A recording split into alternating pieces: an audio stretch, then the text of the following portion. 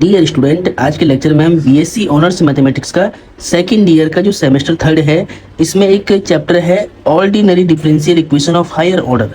तो ordinary differential equation of higher order में एक टॉपिक आता है complementary factor CF, how to find the complementary factor. ठीक है, आज के इस लेक्चर में हमें क्या समझना है, कॉम्प्लीमेंट्री फैक्टर को फाइंड करना समझना है। ठीक है, कॉम्प्लीमेंट्री फैक्टर हम कैसे फाइंड करते हैं वो बेसिकली आज के लेक्चर में हम समझेंगे। ठीक है, तो डिफरेंशियल इक्वेशन का जनरल सॉल्यूशन फाइंड करने के लिए आपको कॉम्प्लीमेंट्री फैक्टर निकालना पड़ता है एंड पर्टिकुलर इंटीग्रल आपको निकालना पड़ता है। ठीक है, तो पर्टिकुलर इंटीग्रल भी मैं आपको समझाऊंगा एंड कॉम्प्लीमेंट्री फैक्टर भी मैं आपको समझाऊंगा। ठीक है, तो सबसे पहले हम आज के लेक्चर में बात करेंगे कि किसी भी डिफरेंशियल इक्वेशन का कॉम्प्लीमेंट्री फैक्टर यानी सीएफ कैसे फाइंड करते हैं। ठीक है, तो सीएफ निकालने की प्रोसेस को ध्यान से समझिए।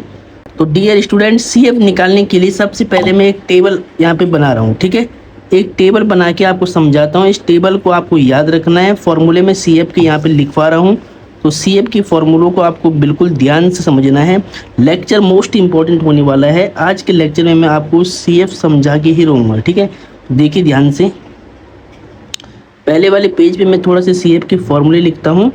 ठीक है, सीएफ निकालने के लिए जैसे आप रूट्स निकालते हैं ना, क्वाड्रेटिक इक्वेशन के आपने रूट निकाले होंगे 10th क्लास में, वैसे ही हमें डिफरेंशियल इक्वेशन के रूट फाइंड आउट करने हैं।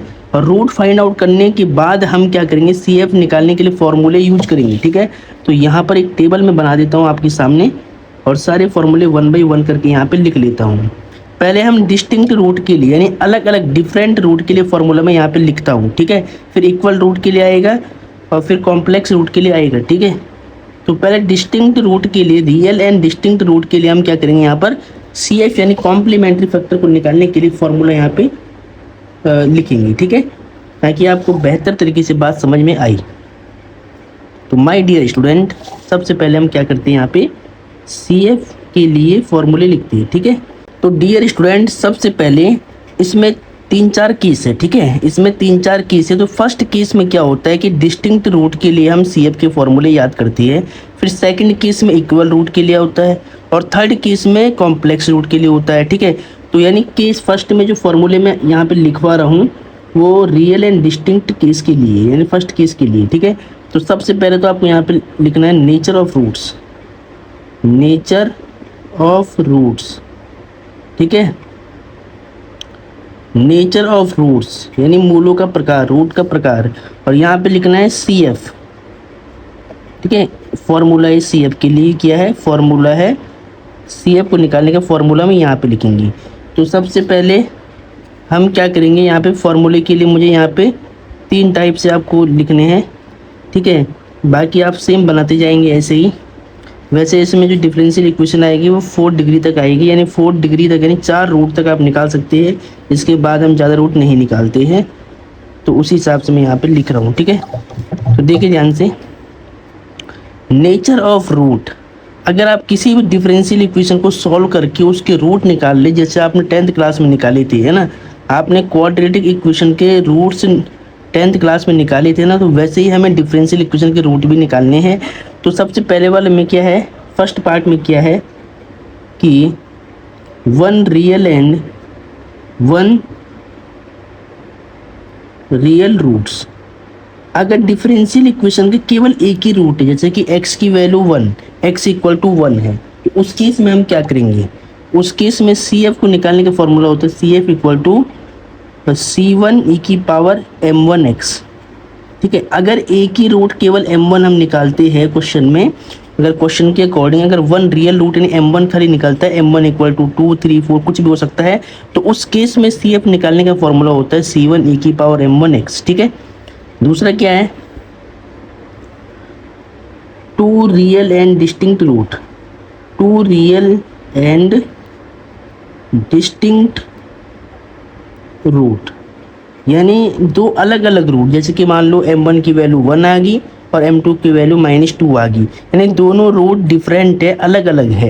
यानी मान लो एक m1 है एंड एक m2 है, तो इस केस में जब 2 अलग अलग रूट आएंगी तो CF निकालने का फॉर्मूला क्या होगा, तो यहाँ पर हम 2 कांस्टेंट मानेंगे, C1 e की power m1x plus C2 e की पावर m2x। ठीक है, तो अगर two real and distinct root होंगे m1 m2, तो CF निकालने का फॉर्मूला क्या होगा, C1 e की power m1x plus C2 e की पावर m2x। ठीक है, मान लो 3 रूट है, क्यूबिक इक्वेशन के क्या होते हैं, 3 रूट होते हैं।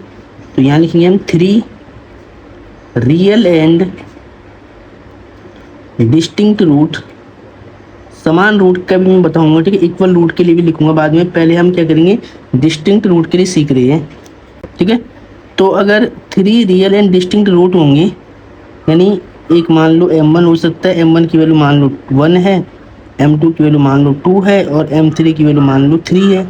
ठीक है, यानी अलग अलग है तीनों रूट। तो इस केस में CF को निकालने का फॉर्मूला क्या होगा, C1 e की पावर m1x, C2 e की पावर m2x और C3 e की पावर m3x। ठीक है, तो ऐसे आपको फॉर्मूले याद करनी है। ठीक है, तो ऐसे आपको फॉर्मूला याद करना है कि अगर 1 रियल रूट होगा तो C1 e की पावर m1x होगा, इसमें एक ही कांस्टेंट आएगा। अगर 2 रियल एंड डिस्टिंक्ट रूट होगा तो इसमें 2 कांस्टेंट आएंगे, C1 और C2। अगर 3 रियल एंड डिस्टिंक्ट रूट होगा तो इसमें 3 कांस्टेंट आएंगे, C1 C2 C3 और m1x m2x m3x and so चलता जाता है। ठीक है, तो CF निकालने के लिए मैंने फॉर्मूला यहाँ पे लिख लिया है। अब इसका क्वेश्चन में कैसे यूज करना है वो मैं आपको समझाता हूँ। ठीक है, ठीक है, तो अब एक फॉर्मूला मैं यहाँ पे वो लिखता हूँ, देखिए ध्यान से, जनरल सॉल्यूशन।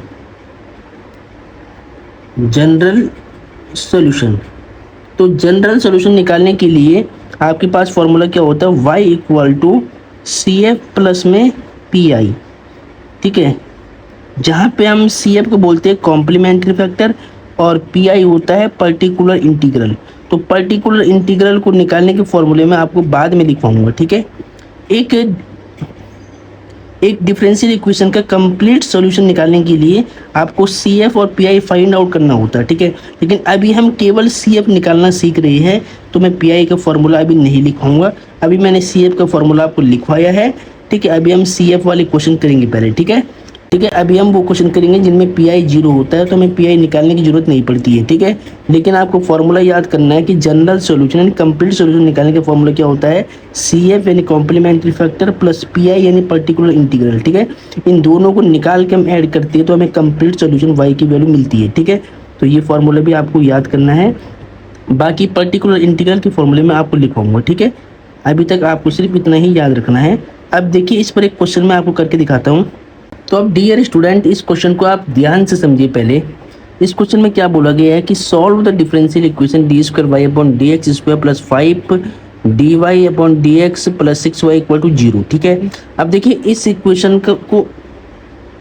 इक्वेशन को आपको सॉल्व करना है। यानी सॉल्व करने के लिए आप क्या करेंगे, पहले CF निकालेंगे फिर PI निकालेंगे। तो PI हम कब निकालते हैं, जब हमारे पास राइट हैंड साइड में कुछ वैल्यू होती है। तो यहाँ पे राइट हैंड साइड में 0 है तो इसका PI 0 होगा, मतलब इस क्वेश्चन में हमें PI को निकालने की जरूरत नहीं पड़ेगी। हम सीधा लास्ट में लिखेंगे CF निकाल के y equal to CF plus PI की वैल्यू 0 मान लेंगे। तो इसीलिए मैं अभी वो क्वेश्चन आपको समझा रहा हूँ जिसमें हमें PI को निकालने की जरूरत नहीं पड़ती है।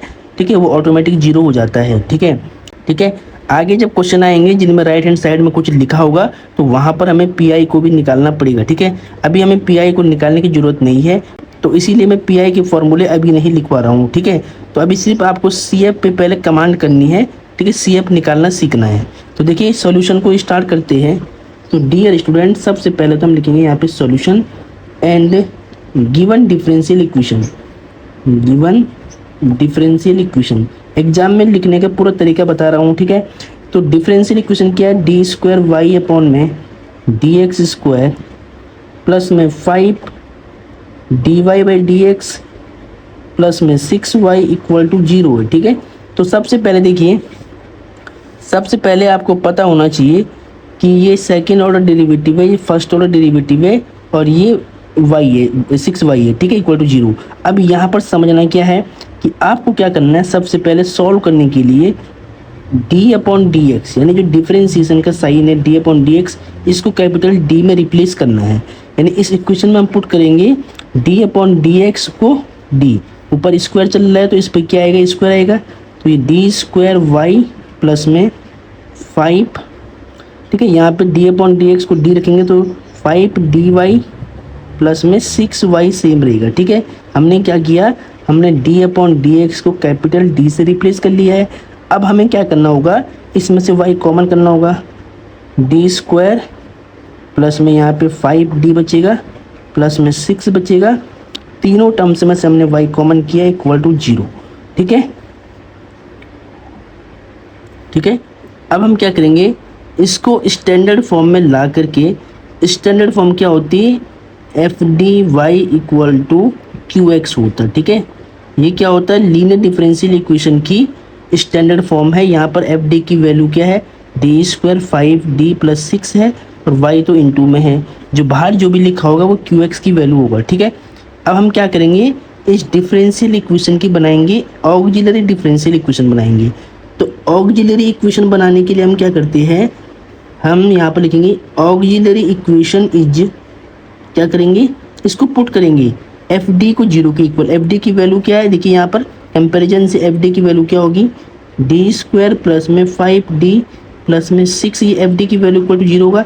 यहाँ से पहले रूट्स निकालेंगे। ठीक है, देखिए यहाँ पर, अब देखिए इसके फैक्टर आपको निकालने हैं, तो कैसे निकालोगे, 6 के ऐसे दो फैक्टर कि जिनको ऐड करके 5 मिले, तो 2 + 3 5 होगा। ठीक है, तो डी स्क्वायर प्लस में 2d प्लस में 3d प्लस में 6 इक्वल टू 0। यहाँ पे कॉमन क्या आएगा, यहाँ पे d कॉमन आएगा, तो यहाँ पे d प्लस में 2 बचेगा, यहाँ पे 3 कॉमन आएगा तो d प्लस में 3 2 या 6 2 बचेगा इक्वल टू 0। ठीक है, अब इन दोनों में से देखिए d + 2 फैक्टर कॉमन है और यहाँ पे क्या बचेगा, जब d + 2 कॉमन आया तो d + 3 बचा इक्वल टू 0। ठीक है, तो अब रूट निकालिएगा तो d + 2 इक्वल टू एक बार 0 हो जाएगा एंड d + 3 इक्वल टू 0 हो जाएगा। तो d की वैल्यू क्या होगी, -2, यहाँ पर d की वैल्यू कितनी होगी, -3। पहली वाला जो d है इसको हमने बोलना है m1, m1 की वैल्यू -2 और दूसरे वाले d को हमें क्या बोलना है, m2 -3। अब हम क्या करेंगे, इसीलिए देयरफॉर CF निकालेंगे। तो CF को निकालने का फॉर्मूला क्या होता है, जब अलग अलग रूट होते, 2 रियल एंड डिस्टिंक्ट रूट होते हैं, तो फॉर्मूला होता है C1 e की power m1x plus C2 e की पावर m2x। ठीक है, तो CF इक्वल टू क्या करेंगे, C1 सेम रहेगा कांस्टेंट, e की पावर m1 की वैल्यू क्या है -2x प्लस C2 सेम रहेगा और m2 की वैल्यू क्या है, m2 की वैल्यू -3, तो -3x। ठीक है, तो ये आपने CF निकाल लिया। अब देखिए इस डिफरेंशियल इक्वेशन के राइट में 0 है, अगर राइट में 0 होगा तो उसका पर्टिकुलर इंटीग्रल यानी PI हमेशा 0 होता है, तो सीधा आपको 0 लिखना है। अब इसके बाद आपको इसका सोल्यूशन निकालना था, तो हम लिखेंगे इसीलिए जनरल सोल्यूशन बोलो या कंप्लीट सोल्यूशन बोलो, एक ही बात है। तो देयरफॉर जनरल सोल्यूशन क्या हो जाएगा इसका, y equal to CF plus PI होता है। ठीक है, तो y इक्वल टू CF कितना है, CF आपने निकाल लिया, C1 e की पावर -2x, C2 e की पावर -3x प्लस में PI की वैल्यू 0 है, तो इसका कंप्लीट सोल्यूशन क्या होगा, C1 e की पावर -2x, C2 e की पावर -3x। अगर क्वेश्चन में केवल CF निकालने के लिए बोलता तो हमारा आंसर यहाँ तक हो जाता है, लेकिन यहाँ पे सोल्यूशन पूछा गया है, तो सोल्यूशन के लिए हमें PI एंड CF दोनों निकालना होता है। तो PI निकालने के 5-6 केस है जो मैं आगे की वीडियो में आपको समझाऊंगा। ठीक है, अभी हमें PI निकालने की जरूरत नहीं पड़ेगी क्योंकि इस क्वेश्चन में राइट हैंड साइड में 0 है। ठीक है, तो होपफुली आपको CF निकालना समझ में आया होगा। इसके बाद हम CF के और क्वेश्चन करेंगे तो आपको बेहतर समझ में आएगा।